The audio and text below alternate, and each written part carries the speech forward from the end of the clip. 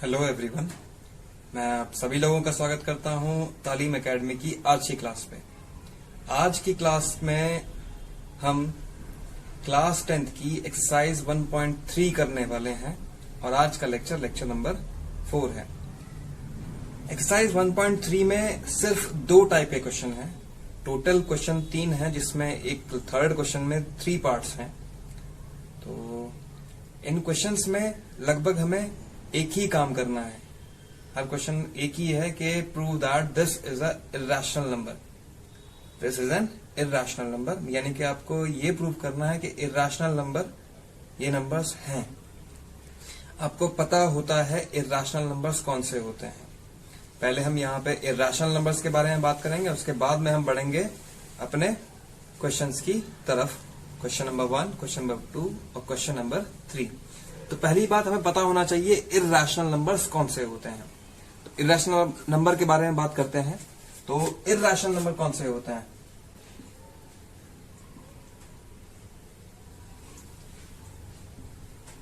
हम लोग बात करने वाले हैं इर्रेशनल नंबर्स के बारे में।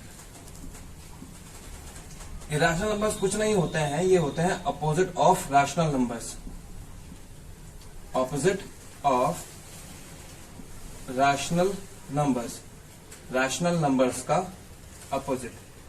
तो आप लोग जानते हैं रैशनल नंबर्स कौन से होते हैं। रैशनल नंबर्स वो नंबर्स होते हैं जिनको रेशियो के फॉर्म में, या फिर हम ये कहें कि P/Q के फॉर्म में लिख सकते हैं, और जहां पर Q की वैल्यू 0 नहीं होनी चाहिए, where Q is not equals to 0। इन नंबर्स को हम लोग बोलते हैं रैशनल नंबर। तो इर्रेशनल नंबर्स की डेफिनेशन ये हो जाएगी, the numbers which can not be expressed in the form P/Q are called irrational numbers. तो हम जिन नंबर्स को P/Q के फॉर्म में नहीं लिख सकते हैं उनको हम इर्रेशनल नंबर्स कहते हैं। रैशनल नंबर और इर्रेशनल नंबर के डेसिमल एक्सपेंशन के बारे में भी आपको पता होना चाहिए। इससे आपको नंबर्स को पहचानने में थोड़ी सी आसानी होगी, सहूलियत होगी। तो रैशनल नंबर के डेसिमल एक्सपेंशन जो होता है वो 2 टाइप के होते हैं। कौन कौन से होते हैं? या तो इसका डेसिमल एक्सपेंशन, क्या लिखा है मैंने? डेसिमल एक्सपेंशन, यानी कि अगर इसको डेसिमल में कन्वर्ट करें तो जो फॉर्म आती है, तो डेसिमल एक्सपेंशन इसका कैसा होता है?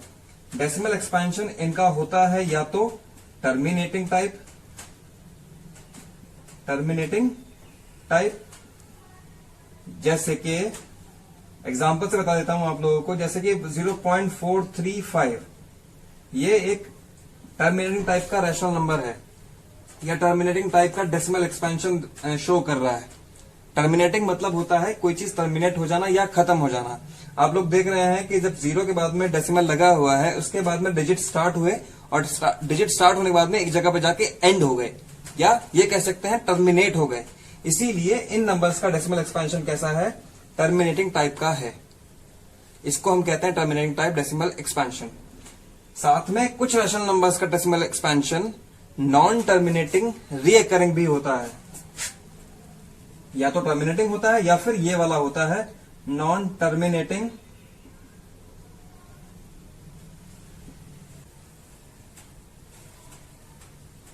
तो नॉन टर्मिनेटिंग कौन से होते हैं? जो टर्मिनेट नहीं होते हैं, यानी कि खत्म नहीं होते हैं। डेसिमल के बाद में नंबर्स आते रहते हैं and there is no end. For example, आपने नंबर देखा होगा 0.3 बार। आप लोग जानते हैं जब आप इसको लिखते हैं तो इसका मतलब क्या होता है? 0.33333 और ये 33 आता रहता है, ऐसा कोई एंड नहीं है। तो इस टाइप के नंबर्स को हम बोलते हैं non terminating recurring type. Recurring मतलब रिपीट होना। आप लोग देख रहे हैं यहाँ पे 3 जो है बार बार रिपीट हो रहा है। तो ये वाला डेसिमल एक्सपेंशन भी रैशनल नंबर्स का होता है। इसके अलावा एक एग्जांपल और दे देता हूं, जैसे मान लीजिए 0.47 बार, यानी कि 0.474747, इस टाइप से ये नंबर रिपीट होता रहेगा। तो ये है नॉन टर्मिनेटिंग रिकरिंग। जो इर्रेशनल नंबर्स होते हैं उनका डेसिमल एक्सपेंशन अलग होता है, थर्ड टाइप का। इनका डेसिमल एक्सपेंशन होता है, मैं डेसिमल एक्सपेंशन को DE लिख दे रहा हूं। डेसिमल एक्सपेंशन इनका कैसा होगा, या मैं पूरा लिख देता हूं। छोटी सी एक्सरसाइज है, आराम से कर सकते हैं। डेसिमल एक्सपेंशन तो कैसा होता है, इसका डेसिमल एक्सपेंशन होता है नॉन टर्मिनेटिंग। तो आप लोग समझ गए होंगे कि वो टर्मिनेट नहीं होगा, यानी कि डेसिमल के बाद में डिजिट्स खत्म नहीं होंगे, और साथ में नॉन रिकरिंग। नॉन रिकरिंग का मतलब क्या है, जो रिपीट ना हो। आप लोग यहां देख रहे थे, यहां पे ये डिजिट्स 3 जो है बार बार रिपीट हो रहा है, और 4 यहां बार बार रिपीट हो रहा है। लेकिन नॉन रिकरिंग का मतलब है कि कोई भी डिजिट रिपीट नहीं होंगी, लगातार रिपीट नहीं होंगी। जैसे यहां पे एक पैटर्न से बनता हुआ दिख जाता है 0.47 47 47 47 47, ऐसा नहीं दिखेगा। एग्जाम्पल मान लीजिए 0.41369457। तो आप लोग देख रहे हैं कि यहाँ नंबर रिपीट नहीं हो रहा है। हालांकि हाँ आप ये देख सकते हैं 4 के बाद यहाँ था 4, फिर यहाँ के, लेकिन आप देखिए पैटर्न पूरा रिपीट नहीं हो रहा ना। अगर यहाँ 41369 यहाँ आता तो यहाँ भी 41369 अगर आ जाता तो मैं इस नंबर को भी non terminating recurring type number बोल देता। ठीक है, तो ये होते हैं हमारे इर्रेशनल नंबर्स। इनका डेसिमल एक्सपेंशन होता है non terminating non recurring type. या तो नंबर्स ये वाले होंगे जिनके डेसिमल एक्सपेंशन दिए हुए होंगे, या फिर इर्रेशनल नंबर्स का एक बहुत ही फेमस एग्जांपल है स्क्वायर रूट में नंबर्स जो होते हैं, square root of 2, square root of 3, जिनका स्क्वायर रूट कंप्लीटली नहीं निकलता है, या जो परफेक्ट स्क्वायर नहीं होते हैं। जैसे रूट 4 है, तो रूट 4 तो क्या है, परफेक्ट 4 हमें पता है परफेक्ट स्क्वायर है, तो रूट 4 की वैल्यू एग्जैक्टली क्या हो जाती है, 2 हो जाती है। तो ये नंबर जो है ये तो रैशनल हो गया, ये इर्रेशनल नहीं है। इर्रेशनल कौन से हैं, जिनका स्क्वायर कंप्लीटली नहीं निकल पाता है, जैसे कि रूट 2 और रूट 3 और रूट 7 और रूट 5। और हमें जो पहले कहा जाएगा वो इन्हीं नंबर्स को, ये जो 4 नंबर्स हैं, ऐसे ही एग्जांपल्स दिए हुए हैं कहीं पे क्वेश्चंस दिए हुए हैं, इन्हीं नंबर्स को हमें इर्रेशनल प्रूफ करना है। समझ में आ गई बात। तो ये हमारा एग्जांपल इर्रेशनल नंबर्स का। हमें इर्रेशनल नंबर्स समझ लिया है, और अब इन इर्रेशनल नंबर्स को इर्रेशनल प्रूफ कैसे करते हैं वो हम एक्सरसाइज की क्वेश्चन नंबर 1 में देखेंगे। ठीक है, तो चलिए चलते हैं एक्सरसाइज 1.3 की तरफ और क्वेश्चन नंबर 1 करते हैं। चलिए आ जाते हैं अपनी एक्सरसाइज 1.3 पर, और फर्स्ट क्वेश्चन मैं पढ़ देता हूं आप लोगों के लिए। फर्स्ट क्वेश्चन है हमारा, prove that root 5 is irrational. Prove कीजिए कि रूट 5 जो है वो एक इर्रेशनल नंबर है। तो इसको हम कैसे प्रूव करेंगे, मैं उसी का मेथड आप लोगों को बताने जा रहा हूं। और ये क्वेश्चन बहुत ज्यादा इंपॉर्टेंट है बोर्ड्स के पर्सपेक्टिव से। बोर्ड्स में ये क्वेश्चन बार बार आता है, आ चुका है। डिजिट्स ऑब्वियसली चेंज हो सकती हैं, रूट 5 की जगह रूट 2, रूट 3 या फिर रूट 7 आ सकता है, लेकिन हर क्वेश्चन का जो तकरीबन तरीका होता है वो लगभग सेम ही होता है। तो हमें यही काम करना है, हमें इसको अच्छे से सीखना है। अगर हम इसको सीख जाएंगे तो हम रूट 2 और रूट 5 को भी, रूट 3 को भी अच्छे से कर पाएंगे और रूट 7 को भी कर पाएंगे। तो कैसे करेंगे इसको रैशनल प्रूफ, मैं आपको बता देता हूं। मैं इसको स्टार्टिंग में ही एक रैशनल नंबर मान लूंगा जबरदस्ती, उसके बाद में लास्ट में एक कॉन्ट्राडिक्शन आएगा, उससे ये बात प्रूव हो जाएगी कि ये रैशनल नहीं है, रैशनल नंबर है। ठीक है, तो मैं क्या काम करूंगा, मैं इसको अभी रैशनल मान के चलता हूं। तो मैं लिखूंगा let root 5 be a rational number. मैंने इसको क्या मान लिया, एक रैशनल नंबर अज्यूम कर लिया है। अब अगर ये रैशनल नंबर है तो हम साफ साफ इसको a अपॉन बी के फॉर्म में लिख सकते हैं या p अपॉन क्यू के फॉर्म में लिख सकते हैं। आपको पता है रैशनल नंबर कौन से होते हैं जिनको p अपॉन क्यू के फॉर्म में लिखा जा सकता है। तो अगर ये रैशनल नंबर है तो ये बात हमें पक्का इससे पता है कि ये a अपॉन बी के फॉर्म में लिखी जा सकती है। तो हम क्या करेंगे बेटा, हम लिखेंगे यहां पे root 5 is equal to a upon B. a upon B के फॉर्म में लिख लिया। और आप लोग जानते हैं कि कोई भी अगर ये रैशनल फॉर्म होती है तो इसमें एक स्पेशल फॉर्म होती है जिसको हम बोलते हैं लोएस्ट फॉर्म।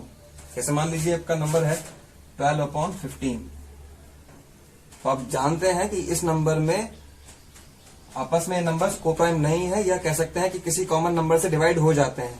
जैसे कि ये 3 से डिवाइड हो जाएगा, 3 4 जा 12 और 3 5 जा 15। अब जो ये नंबर आ गया है, ये नंबर्स अब किसी भी कॉमन नंबर से डिवाइड नहीं होते हैं। एक्सेप्ट वन को हम इस चीज में कंसिडर नहीं करेंगे। तो इन नंबर्स को हम बोलते हैं को प्राइम। तो को प्राइम नंबर हम किनको बोलते हैं? को प्राइम नंबर वो नंबर्स होते हैं जिनका आपस में कोई भी फैक्टर ना हो एक्सेप्ट वन। आप लोग यहां देख रहे हैं 4 और 5, इनका आपस में कोई भी कॉमन फैक्टर नहीं है, तो ये नंबर्स कैसे हैं? को प्राइम है। और इस फॉर्म को हम बोलते हैं किसी भी रैशनल नंबर की लोएस्ट फॉर्म। तो हम यहां भी इसकी लोएस्ट फॉर्म ही मान के चल रहे हैं, और अगर ये इसकी लोएस्ट फॉर्म हम मान के चल रहे हैं तो हमें पता है कि ए और बी कैसे नंबर्स होंगे? को प्राइम। को प्राइम यानी कि किसी भी कॉमन नंबर से वो डिवाइड नहीं हो सकते हैं। जैसे यहां पर 12 और 15 हो रहे थे, ये को प्राइम नहीं थे।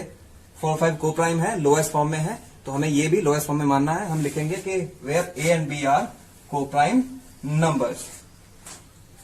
तो हमने यहां पर लिख दिया है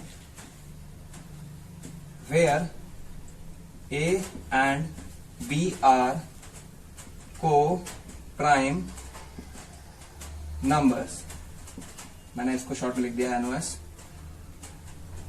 को प्राइम नंबर्स। तो √5 is equal to A upon B हमारा आ गया है। इसके आगे हम इसको सॉल्व करेंगे। हम क्या करेंगे, हम इस √5 में हमें दिक्कत इस रूट से ही है, हम क्या करेंगे, इस रूट को हटा देंगे। और रूट को हम कैसे हटा सकते हैं? दोनों साइड्स का स्क्वायर करके आप लोग लिखेंगे squaring both sides. Squaring both sides, दोनों साइड्स को स्क्वायर कर दीजिए। आपने यहां √5 का स्क्वायर किया तो √5 का स्क्वायर हमने कर दिया है, और यहां क्या हो जाएगा? a अपॉन बी का स्क्वायर, यानी कि पूरी साइड का स्क्वायर हो जाएगा। ये हो जाएगा √5 का स्क्वायर 5, और a अपॉन बी का स्क्वायर हो जाएगा a square upon B square. अब आप बी स्क्वायर को इस तरफ ले जाइए, ये इधर बी स्क्वायर डिवाइड में है, इधर जाके ये सीधे मल्टीप्लाई में पहुंच जाएगा। ये हो जाएगा 5b square is equal to a square.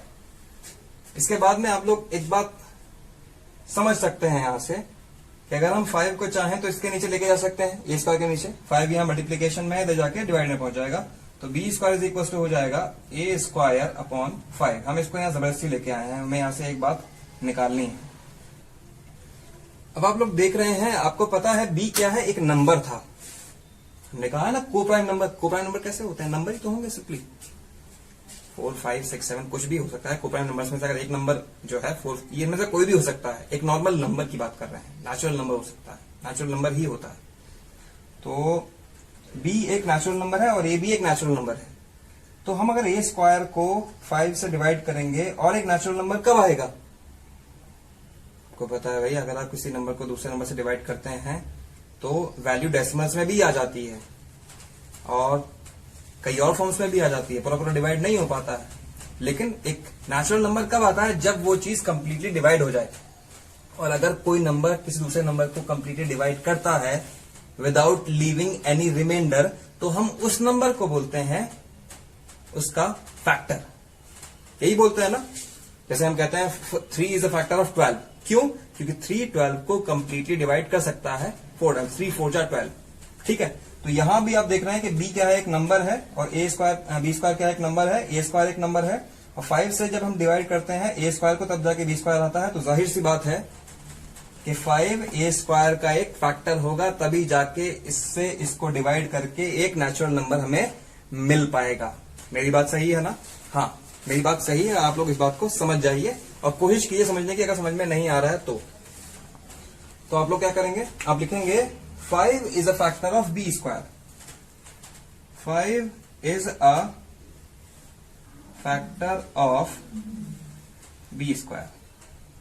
इस b स्क्वायर नहीं, सॉरी a स्क्वायर मैंने गलत लिख दिया है। जिसके नीचे है उसको हम बोलेंगे a स्क्वायर। तो 5 क्या है? a स्क्वायर का एक फैक्टर है।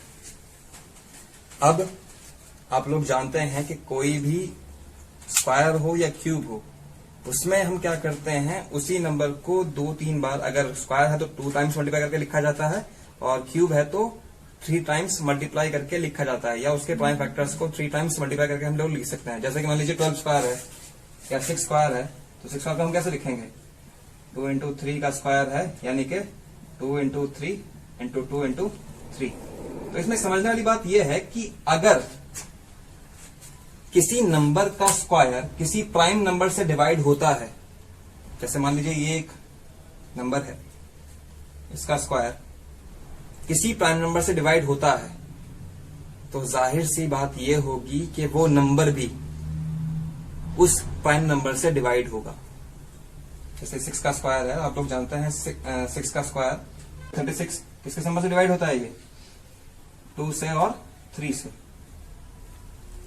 तो इनका स्क्वायर रूट जो है 6 वो भी उस 2 से और 3 से इन प्राइम नंबर से डिवाइड होगा। मैं सिर्फ प्राइम नंबर के बारे में बात कर रहा हूं, समझ में आ गया? क्योंकि 2 और 3 इसके अंदर थे, यही 2 और 3 दो बार रिपीट हो जाएंगे। जाहिर सी बात है, अगर स्क्वायर है, स्क्वायर अगर 2 से डिवाइड हो रहा है या प्राइम नंबर से डिवाइड हो रहा है, तो नंबर भी उस प्राइम नंबर से डिवाइड होगा ही होगा। अगर आपको ये बात समझ में आ गई है तो हम नेक्स्ट स्टेप पे बढ़ सकते हैं। और आपको ये बात समझ लेनी है बार बार सोच के। अगर आपको डाउट होता है तो फिर भी आप कमेंट कर दीजिएगा, मैं और थोड़ा सा एक्सप्लेन करने की कोशिश करूंगा। वैसे इसमें और ज्यादा एक्सप्लेन करने के लिए नहीं है, आप लोग इस बात को समझ जाइए। तो 5 is a factor of A square का मतलब ये होगा, मैंने यही तो बताया अभी, कि अगर कोई नंबर, कोई प्राइम नंबर किसी स्क्वायर नंबर का फैक्टर होता है तो वो प्राइम नंबर उस नंबर का भी फैक्टर होगा। ये बात अंडरस्टूड अब हो जानी चाहिए, इसको मैं बार बार यूज करने वाला हूं। तो 5 इज अ फैक्टर ऑफ क्या हो जाएगा? ए।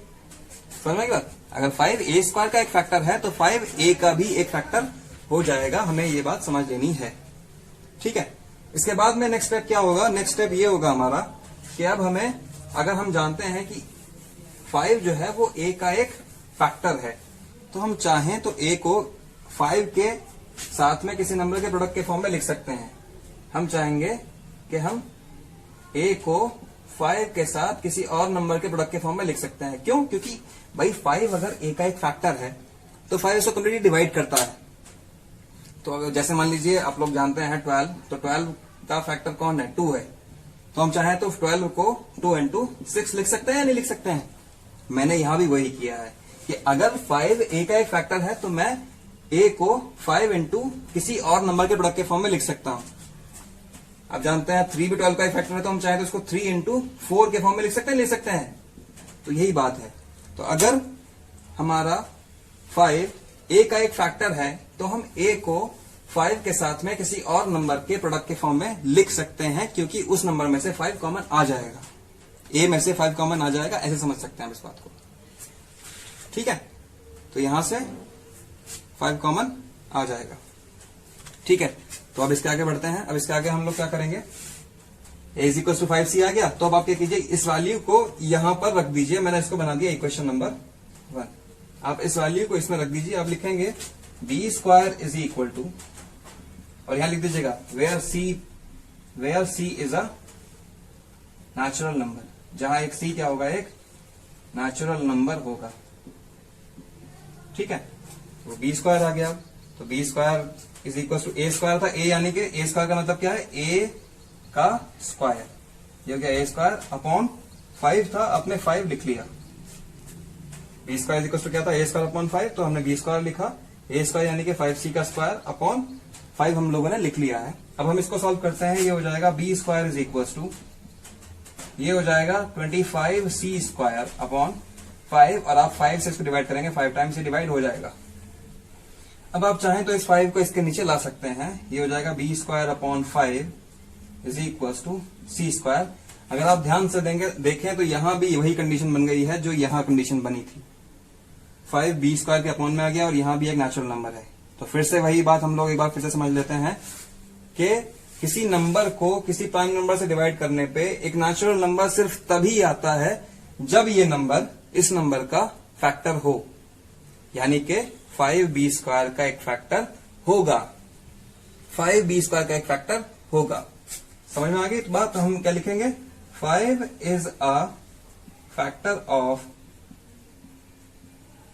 b square. अब नेक्स्ट बात, जो काम हमने यहां किया था वही काम हमने कर दिया। नेक्स्ट स्टेप भी हमारा वही रहेगा। अब आप लोग जानते हैं कि अगर कोई स्क्वायर नंबर किसी प्राइम नंबर से डिवाइड होता है, कोई भी स्क्वायर नंबर अगर आपके पास है, वो अगर किसी प्राइम नंबर से डिवाइड होता है, तो उस स्क्वायर नंबर का स्क्वायर रूट भी उस प्राइम नंबर से डिवाइड होगा, जरूर होगा। समझ जाइए आप इस बात को, जरूर होगा। मैंने आपको 36 का एग्जांपल दिया था, आप चाहें तो कोई और एग्जांपल देख के समझ सकते हैं। जैसे मान लीजिए मैं बात करूं 25 की, 25 जो है वो 5 से डिवाइड होगा, तो उसका स्क्वायर रूट 5 भी उससे डिवाइड होगा, ठीक है? 25 इसके अलावा किसी और प्राइम नंबर से डिवाइड नहीं होता है, क्योंकि 25 के पास 5 इंटू 5 ही एक प्राइम फैक्टर होता है। ठीक है, इसके अलावा और नंबर देख लीजिए, जैसे मान लीजिए 16 है, तो 16 किसका स्क्वायर है? 4 का स्क्वायर है। तो 16 के प्राइम फैक्टर्स कौन कौन से हैं? सिर्फ 2 हैं। तो 16 2 से डिवाइड होता है, और 16 का स्क्वायर रूट 4 भी 2 से डिवाइड होता है।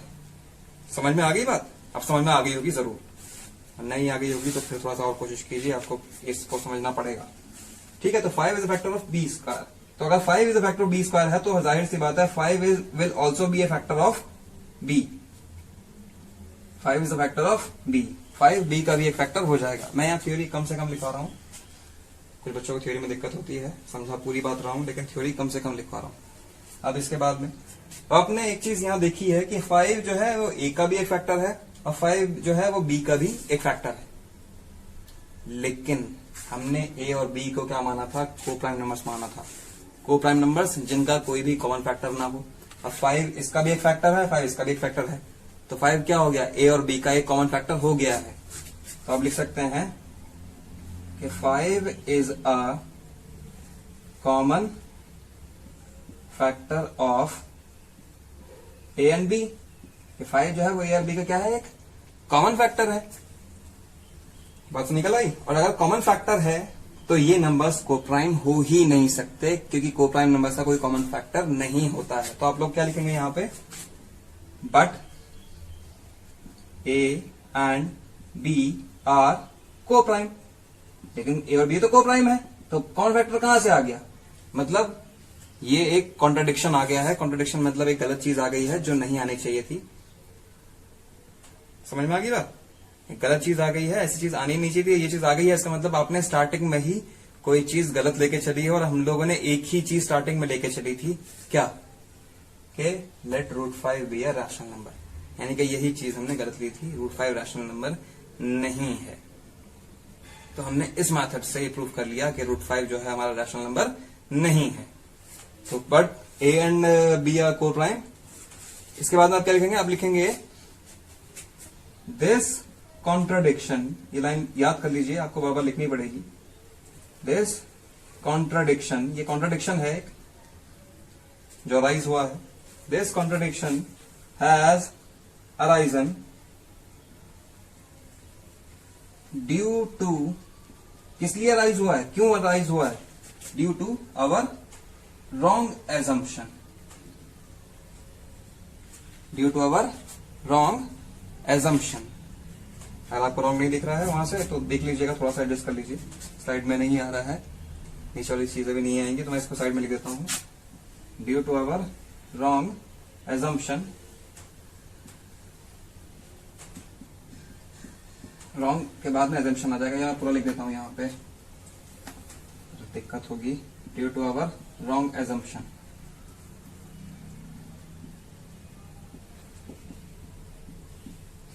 इसके बाद में क्या लिखेंगे आप लोग? आप लिखेंगे देयरफॉर। इसका मतलब क्या है?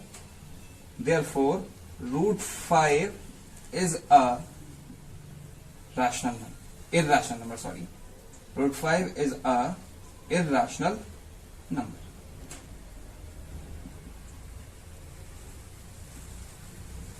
रूट 5 हमारा क्या हो गया है? इरैशनल नंबर हो गया है। इस तरीके से हमने क्वेश्चन को कर लिया।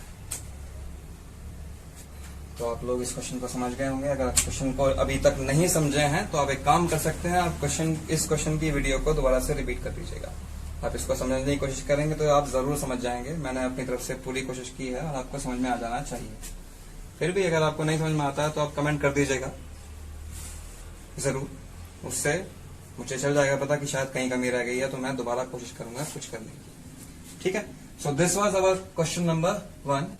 चलिए आते हैं यहाँ पे नेक्स्ट क्वेश्चन की तरफ। नेक्स्ट क्वेश्चन है हमारा क्वेश्चन नंबर 2। क्वेश्चन नंबर 2 ये है, prove that 3 + 2 root 5 is irrational. तो सेकंड टाइप का क्वेश्चन जो है वो ये है। इससे पहले जो हमने क्वेश्चन नंबर 1 किया है वो फर्स्ट टाइप का क्वेश्चन था। तो फर्स्ट टाइप के क्वेश्चन में क्या होता है? वो नंबर इरैशनल होता है, लेकिन यहाँ पे क्या होता है? इस नंबर का एक पार्ट इरैशनल है।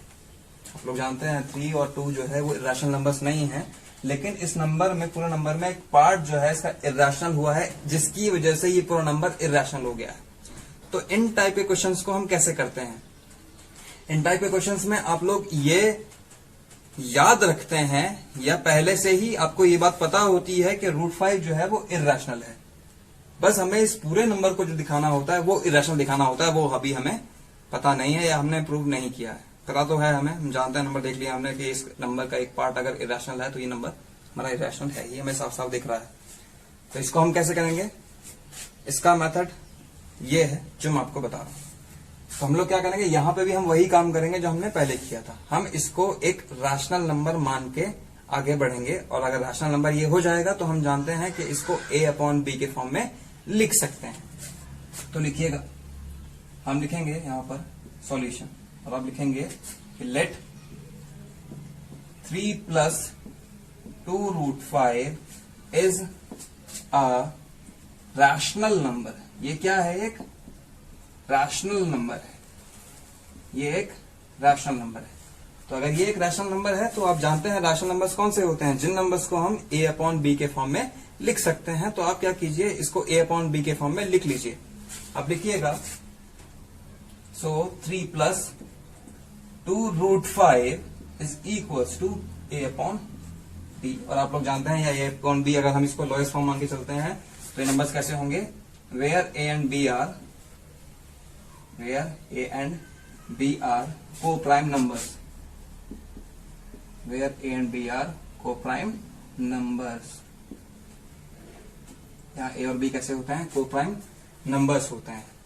अब जो सेकंड इसका हिस्सा होता है वो ये होता है कि आपको जो इस पोर्शन का या इस नंबर का जो इर्रेशनल पार्ट होता है उसको अलग करना होता है। उसको आप किसी भी एक साइड पे छोड़ दीजिए, या तो इसको आप लेफ्ट हैंड साइड पे ही छोड़ दें या इसको आप राइट हैंड साइड में ले जाएं। सिर्फ ये अकेला होना चाहिए, इसके अलावा इस साइड में कोई और नंबर नहीं होना चाहिए।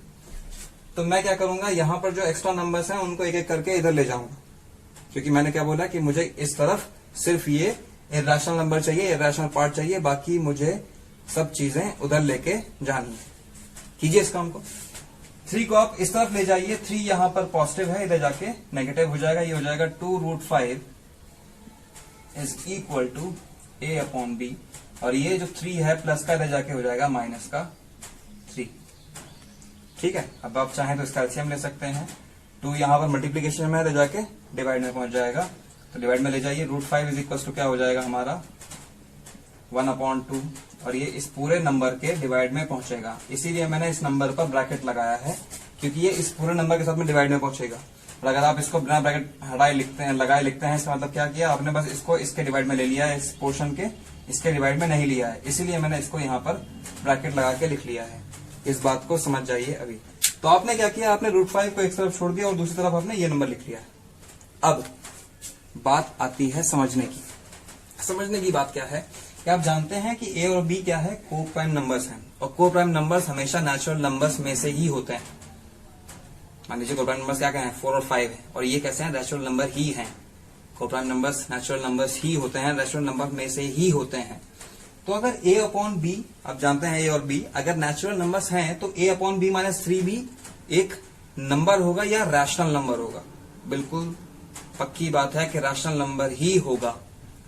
नहीं आप अगर मेरी बात मानते हैं तो एक काम कीजिए, मुझे इस प्रोसीजर लगा के कोई इर्रेशनल नंबर लाके दिखा दीजिए जहां a और b नेचुरल हो, a/b - 3 जो है आप इर्रेशनल लाके दिखा दें। ठीक है, तो बात समझ जाइए बस कि ये नंबर्स कैसे होते हैं।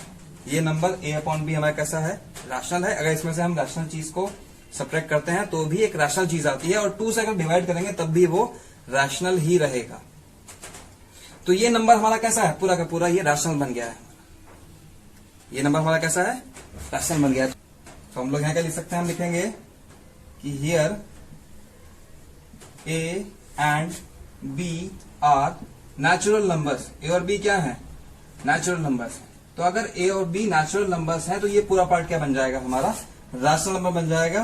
तो आप लिखेंगे सो 1/2 a/b - 3 इज रैशनल। ये कैसा हो गया, हमारा एक रैशनल पार्ट बन गया है, क्योंकि इसमें जो एड सब्ट्रैक्शन हो रही है, मल्टीप्लिकेशन हो रही है, वो सिंपल है और वो उससे रैशनल नंबर ही आएगा।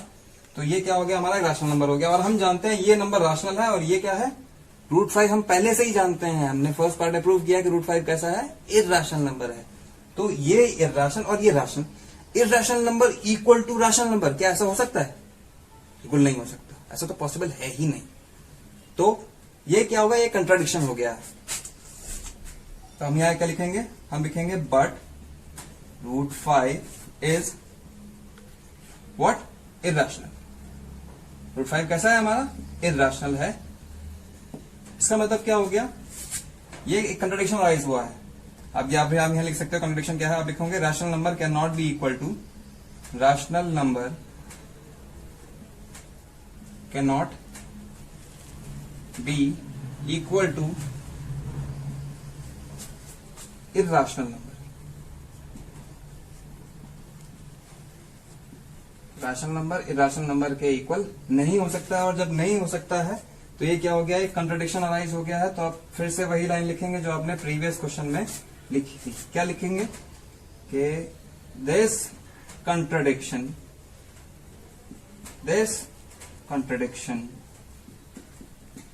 Has arisen. ये अराइज हुआ है, क्यों अराइज हुआ है? Due to our wrong assumption। This contradiction has arisen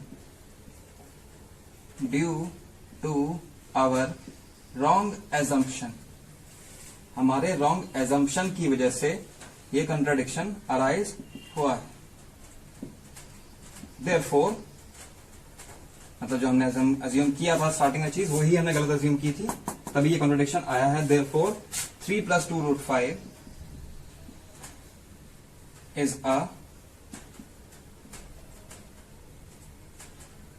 an irrational।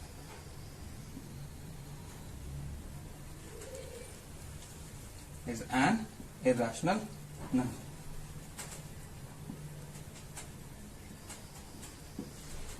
तो इस तरीके से हमने क्वेश्चन नंबर 2 कर लिया है। और जो हमारा इसके नेक्स्ट पार्ट्स हैं क्वेश्चन नंबर 3 के, 3 पार्ट्स हैं, उन पार्ट्स में भी हमको वो क्वेश्चंस ऐसे ही करने हैं जैसे हमने ये क्वेश्चन किया है, वो बिल्कुल सिमिलर है, इसमें कुछ भी चेंज नहीं करना है। ठीक है, तो this is our question number 2।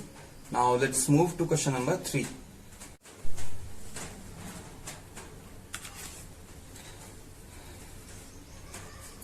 चलिए आते हैं अपने नेक्स्ट क्वेश्चन की तरफ। नेक्स्ट क्वेश्चन है क्वेश्चन नंबर 3। क्वेश्चन नंबर 3 ये है, prove that the following are इर्रेशनल्स।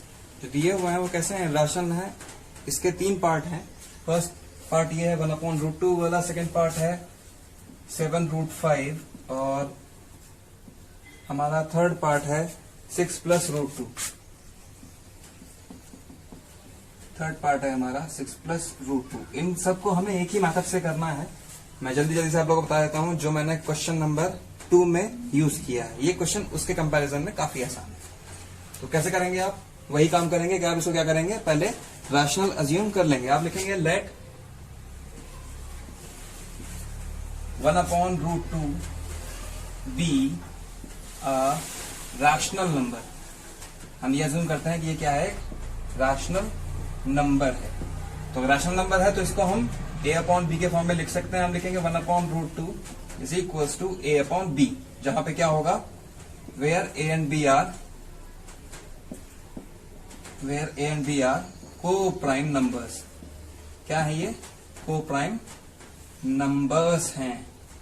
जब को प्राइम नंबर्स हैं तो आगे चलिए, को आप सॉल्व किए थोड़ा सा, आप √2 को यहां से पलट सकते हैं। अगर आप इस √2 की इस साइड को अगर आप पलटते हैं तो आपको ये साइड भी पलटनी पड़ेगी या इन्वर्ट करनी पड़ेगी। तो आप लिख लीजिए √2 इज इक्वल टू, इसको इन्वर्ट कर दिया आपने तो ये √2/1 हो गया है। अपॉन में 1 लिखने की जरूरत नहीं होती है।